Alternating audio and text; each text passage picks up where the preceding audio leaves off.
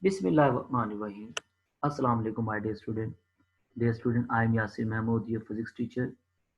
Dear student, in the previous lecture, we had completed our unit number 5.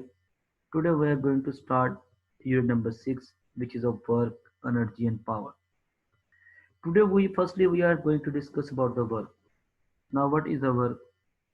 In general definition, we can simply say that the physical or mental effort to perform any task is called the work. Let's suppose if you apply the force on something, if we are pushing something, pulling something, we are doing work. But according to the physics, work is always associated with the two physical quantities that are force and displacement. When we are dealing with the work in the physics, for doing work, force must have to be applied and the displacement must be covered. If we are applying the force continuously on a body and the body is not moving, you are not doing work according to physics. Okay, my dear student, you must have to kept into your mind that in physics the work is only be done when the force is applied and the displacement is covered. If we apply the force, displacement not covered, the work is not be done. Now we can define the work as the product of the force and the distance moved in the direction of the force. Simply we can say that when we applying the force in the direction of the distance, then the work will be done. And it can be calculated by the formula W is equal to Fs. F is the force and S is the distance in the direction of the force. Let's take an example. Let's suppose a lady pushing a pram and lady pushing this pram along the direction of the distance. So the in that case maximum work will be done because the force and displacement is in the same direction. Take another example. Let's suppose a man pushing against the solid wall in that example. But the wall is stationary. It means that wall is not moving. So according to physics, the man is not doing work because he's continuously applying the force. But according to the physics, force must have to be applied and displacement must be covered. Okay, my dear student. So in that case, there will be the no work. In that case, maximum work. In that case, there will be the no work. Okay, dear student. We can take an example. Let's suppose आप क्या करते हैं अभी chair लें आप काफी देर तो chair को उठा के खड़े हुए हैं आप कहेंगे आप थक गए हैं बहुत ज्यादा आपने काम किया आपने फिजिकल एफर्ट तो की है लेकिन according to physics you haven't done work आपने वर्क नहीं किया क्योंकि आपने फोर्स तो लगा रहे थे लेकिन डिस्प्लेसमेंट नहीं according to the physics force must be applied and displacement must be covered ठीक है my dear student now SI unit of the work is joule and work is a scalar quantity. Good, dear student. Now, what is the joule? How we can define a joule? We can define as the work done by the constant force of 1 Newton which moves an object through the distance of 1 meter in direction of the force. तो dear student, joule को हम define कर सकते हैं कि जब 1 Newton force हम किसी भी ऑब्जेक्ट पर लगाएं और वो ऑब्जेक्ट फोर्स के डायरेक्शन में 1 मीटर डिस्टेंस कवर करे तो हम कहेंगे जो उसका वर्क है वो 1 जूल ठीक है बेटा समझ आ गई कि जब हम 1 न्यूटन फोर्स किसी भी ऑब्जेक्ट पर लगाएं और वो object 1 metre distance along the direction of the force cover करे तो हम कहेंगे जो वर्क है वो कितना हो गया बेटा 1 जूल हो गया तो इसको डिफाइन कर सकते हैं 1 joule is equal to 1 newton metre बेटा एक चीज इनमें रखें कि जब भी किसी यूनिट को डिफाइन कर रहे होंगे तो उस यूनिट की डेफिनेशन में जितनी भी फिजिकल क्वांटिटीज आएंगी उन तमाम के तमाम फिजिकल क्वांटिटी को आपने in term of the unit he define करना है ठीक है बेटा जिस तरह हम यूनिट को डिफाइन कर रहे हैं वर्क का यूनिट क्या जूल तो बेटा जब यूनिट को डिफाइन कर रहे हैं तो फोर्स का भी यूनिट इस्तेमाल होगा जो कि न्यूटन है और डिस्टेंस का भी यूनिट इस्तेमाल होगा जो कि मीटर है ठीक हो गया बेटा क्लियर हो गया बेटा अब बेटा डिफरेंट टाइप्स ऑफ वर्क होते हैं वर्क पॉजिटिव भी हो सकता है वर्क नेगेटिव भी हो सकता है वर्क जीरो भी हो सकता है अगर तो फोर्स की डायरेक्शन जो फोर्स डिस्प्लेसमेंट की डायरेक्शन में लग रही है तो उस वक्त तो वर्क पॉजिटिव हो गया मैक्सिमम हो गया इस केस के अंदर अब बेटा नेगेटिव वर्क कब होगा कि when the work done will be negative when the displacement is opposite to the direction of the force. Mean when we are applying the force against the displacement, then the work will be negative. Let's take an example. The work done by the frictional force when we push the book to a distance. Let's suppose a book is laying on the table. If we push against the table, that friction force is creating the negative work. Take another example. The work done by the gravitational force when we are climbing on the tree. When we are climbing on the tree, we are doing work against the gravitational force. That's why this work will be negative. Look at this. Now, when the work will be zero, that's very important point. बेटा याद रखें कि work zero दो condition में होगा. पहली condition क्या है? पहली कंडीशन हमारे पास है कि जब फोर्स और डिस्टेंस दोनों एक दूसरे के परपेंडिकुलर हो. ठीक है बेटा, कि जब फोर्स और डिस्प्लेसमेंट एक दूसरे के परपेंडिकुलर हो या एक दूसरे के साथ राइट एंगल हो, 90 डिग्री का एंगल बना रहे हो, उस केस के अंदर वर्क की वैल्यू क्या हो जाएगी? Work done will be zero. Let's take an example. बेटा ये हमारे पास एग्जांपल है. A man carrying a load walking eastward. बेटा इस केस के अंदर जो फोर्स एफ की वजह से वर्क नहीं हो रहा, क्योंकि जो फोर्स लग रही है वो डिस्प्लेसमेंट के डायरेक्शन में नहीं लग रही, बल्कि डिस्प्लेसमेंट के परपेंडिकुलर लग रही है. डिस्प्लेसमेंट तो ये डायरेक्शन है, इस तरफ बॉडी मूव कर रही है, फोर्स भी इस तरफ लगनी चाहिए. लेकिन ये जो फोर्स लग रही है ब्लॉक के ऊपर, बुक के ऊपर, ये फोर्स जो है ये परपेंडिकुलर टू द डिस्प्लेसमेंट लग रही है. तो इस केस में वर्क डन नहीं होगा.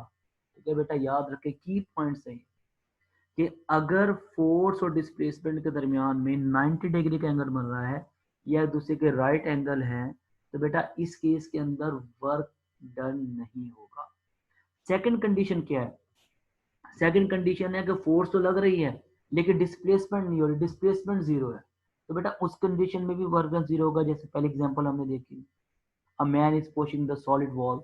बेटा अब ये दीवार को पुश तो कर रहा है लेकिन वॉल तो स्टेशनरी है, डिस्प्लेसमेंट तो कवर नहीं कर रही, तो एस की वैल्यू तो जीरो होगी, तो वर्क भी जीरो हो गया. ठीक है बेटा, तो ये दो कंडीशंस है जिस कंडीशन में वर्क जीरो हो सकता है. ठीक है बेटा. ना अब देखते हैं वर्क को कैलकुलेट कैसे कर सकते हैं. हम एक एग्जांपल ले लेते हैं कि let's suppose show figure shows an object being lifted from a floor onto a tabletop which is 2 meters above the ground. If the lifting force F is 10 Newton, calculate the work done by the force on the object. अब वो कहते हैं कि एक object है, उसको हम क्या करते हैं, उसको हम टेबल टॉप के ऊपर लिफ्ट करते हैं. टेबल टॉप, ठीक है, जो कि ग्राउंड से 2 मीटर के फासले पर है. ये ऑब्जेक्ट है. अब इस ऑब्जेक्ट को उठाकर हम टेबल के टॉप के ऊपर रखते हैं और इस ऑब्जेक्ट के ऊपर जो फोर्स लग रही है वो 10 न्यूटन है. तो वो कहता है बताएं कितना वर्क हुआ. सबसे पहले बेटा हम जो है गिवन लिख लेंगे लिफ्टिंग फोर्स, जो हमारे पास फोर्स गिवन है 10 न्यूटन फोर्स लग रही है, और डिस्टेंस जो मूव किया डायरेक्शन ऑफ फोर्स में. अब बेटा देखें जो डिस्टेंस कवर किया है ना डायरेक्शन ऑफ द फोर्स है. अब बेटा डिस्टेंस भी अपवर्ड है, फोर्स भी अपवर्ड है. ठीक है बेटा, सबसे पहले आपने ये देखना है कि क्या डिस्टेंस फोर्स की डायरेक्शन में लग रहा है, तो जब वर्क पॉजिटिव होगा, मैक्सिमम होगा. अगर तो फोर्स की डायरेक्शन में नहीं लग रहा, ऑपोजिट लग रहा है, तो वर्क नेगेटिव होगा. अगर फोर्स और डिस्प्लेसमेंट परपेंडिकुलर हो गया तो वर्क डन जीरो. आपको ये भी एमसीक्यूज आ सकता है. वो कहता है कि अ body is lifting, let's suppose lifting a book perpendicular to the displacement, or perpendicular to the we can say that, or simply we can say that a body is lifting in upward direction, in a perpendicular direction, and if their angle is 90 degree, then the work done will be zero. ठीक है बेटा, जेन में रख लें कि जब भी किसी भी बॉडी को आप इस तरह डिस्प्लेस करवा रहे हैं कि वो फोर्स के साथ डिस्प्लेसमेंट का एंगल 90 डिग्री बन रहा है, तो बेटा work done will be zero. ठीक है बेटा.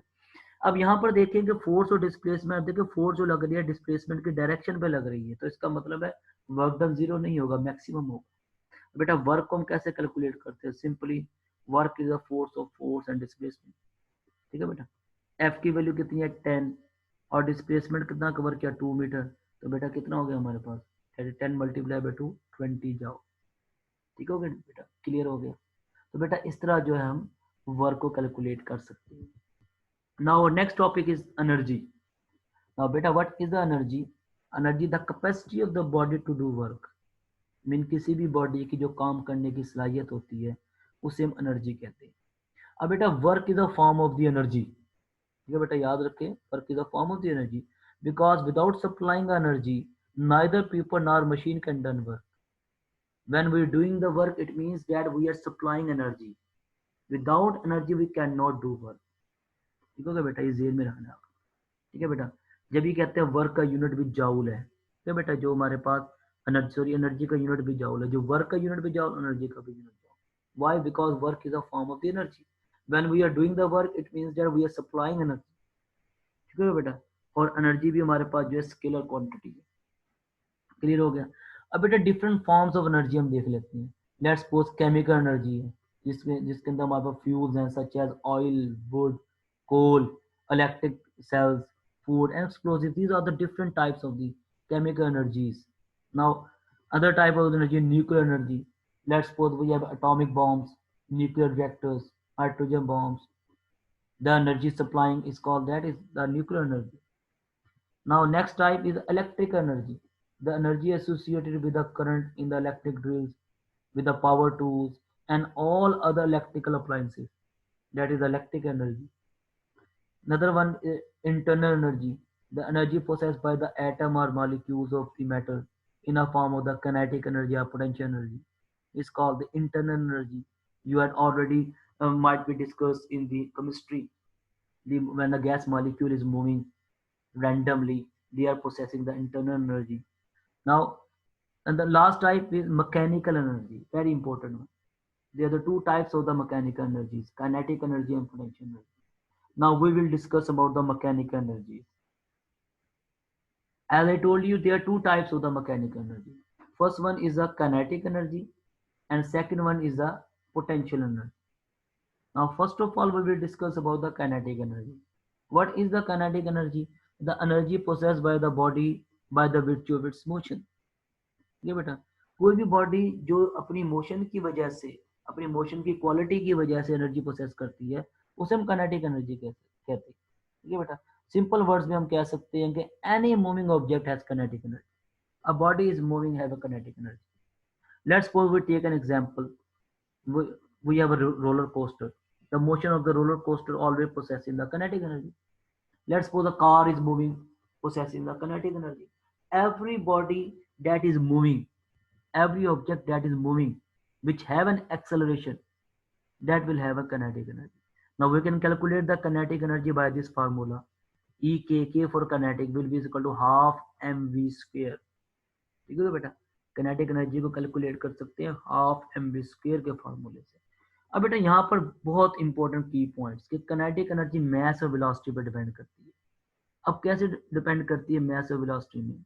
कि अगर हमारे पास दो ऑब्जेक्ट्स हैं, दोनों का mass सेम है, लेकिन दोनों जो है डिफरेंट स्पीड के साथ मूव कर रहे हैं, तो याद रखें बेटा, जिसकी स्पीड ज्यादा होगी उसकी काइनेटिक एनर्जी भी ज्यादा होगी। ठीक है बेटा, अब मैथ पे डिपेंडेंट कैसे होगी कि हम सिमिलरली दो एक और कंडीशन ले लेते हैं। हम कहते हैं दो ऑब्जेक्ट है, अब उन दोनों ऑब्जेक्ट जो है अब कांस्टेंट स्पीड से मूव कर रहे हैं, लेकिन दोनों ऑब्जेक्ट का मैस डिफरेंस है, तो काइनेटिक एनर्जी किसकी ज्यादा होगी? जिस ऑब्जेक्ट का मैस ग्रेटर होगा उसकी काइनेटिक एनर्जी भी ज्यादा होगी। ठीक है बेटा, क्योंकि यहाँ हमें ये फार्मूला बता रहा है काइनेटिक एनर्जी मैस और वेलोसिटी पे डिपेंड करती है।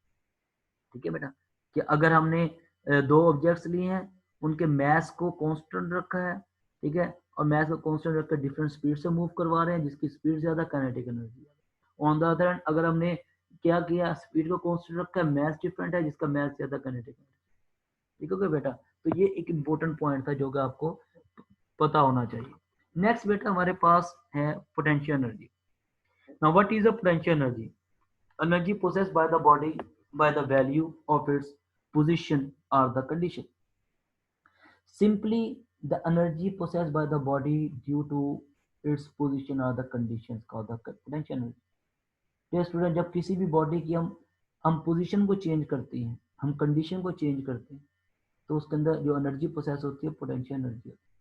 बेटा एक की पॉइंट ध्यान में रखें कि बॉडी में पोटेंशियल एनर्जी के लिए बॉडी में एक्सेलरेशन प्रोड्यूस नहीं होनी चाहिए, क्योंकि अगर बॉडी में एक्सेलरेशन प्रोड्यूस हो गई तो बॉडी के अंदर मोशन प्रोड्यूस हो जाएगी, मोशन प्रोड्यूस हो गई तो वो पोटेंशियल नहीं काइनेटिक हो जाएगी। ठीक है बेटा, तो याद रखें, जब भी पोटेंशियल एनर्जी को डील करेंगे, ठीक है बेटा, तो उसके अंदर एक्सेलरेशन प्रोड्यूस नहीं होनी चाहिए, ठीक है बेटा। अगर उसके अंदर एक्सेलरेशन प्रोड्यूस होगी तो that will become a kinetic energy, not potential energy. तभी तो हम कहते हैं कि बॉडी की पोजीशन या कंडीशन चेंज करने में जो एनर्जी लगती है, बेटा पोजीशन चेंज करने, मूव करने में, बॉडी को लिफ्ट करने में, बॉडी को एक जगह से दूसरी जगह पर उसकी पोजीशन चेंज करने में, that is a potential energy. अब बेटा कैसे कैलकुलेट कर सकते हैं? लेट्स सपोज कि हमारे पास एक मैस पड़ा हुआ है, ये एम, ठीक है क्या बेटा, ये हमारे पास एक ग्राउंड फ्लोर के ऊपर, ग्राउंड लेवल के ऊपर मैस पड़ा हुआ है। अब मैं इस मैस को लिफ्ट करना चाहता हूँ सर्टेन हाइट पे। लेट्स सपोज इसको मैंने मैस को इस हाइट पे लिफ्ट कर दिया। अब इसके ऊपर जो फोर्स लगी वो क्या लगी? एफ, ठीक है बेटा। मैंने इस मैस को इस सर्टेन हाइट तक लिफ्ट कर दिया। अब ये जो हाइट है इसके अंदर, इसको हमने कह दिया एच, ठीक है बेटा। कि हमने कहा कि हमने एक मैस लिया है, उसको, वो ग्राउंड लेवल पे था, उसको हमने क्या किया? लिफ्ट किया up to certain height H के ऊपर। अब बेटा इस केस के अंदर जो वर्क कर रही है एक्सटर्नल फोर्स, वो क्या कर रही है? एफ एच, बिकॉज जो फोर्स लग रही है along the direction of the distance लग रही है। लेकिन मेरा बेटा यहाँ पर इस ब्लॉक के ऊपर एक और फोर्स भी लग रही है, वो क्या है? That is the force of gravity, जो इसके वेट की वजह से लग रही है, जो कि डब्ल्यू, जो कि किसके इक्वल है? एम जी के इक्वल है। और ये अपोजिंग फोर्स क्या कर रही है? ये अपोजिंग फोर्स इस ऑब्जेक्ट को यूनिफॉर्म मोशन में लेके आ रही है, यूनिफॉर्म पोजीशन पे लेके आ रही है, ठीक हो गया बेटा। और इसी अपोजिंग फोर्स की वजह से हम ये कहते हैं कि बॉडी के अंदर ये जो मैस है इसके अंदर एक्सेलरेशन प्रोड्यूस नहीं हो रही, ठीक है बेटा। अब जो फोर्स लग रही है इस ऑब्जेक्ट के ऊपर जिसको हमने सर्टेन हाइट पर लिफ्ट किया हुआ है, ये फोर्स क्या होगा? That will be equal to M G, that is equal to weight of the body.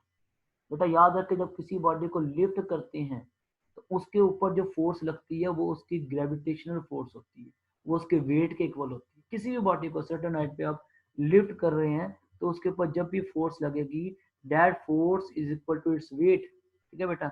और उसका फार्मूला क्या होता है? दैट इज एम जी, ठीक है बेटा, हर कंडीशन के अंदर। अब बेटा यहाँ पर जो वर्क हमने कैलकुलेट करना है, अगर हम कैलकुलेट करना चाहे, W will be equal to F H है, ठीक है बेटा। एफ की वैल्यू क्या है?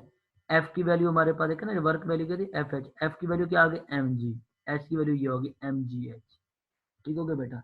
मीन बॉडी को सर्टन हाइट पे एच पे लिफ्ट करने में जो वर्क हुआ है वो एम जी एच है।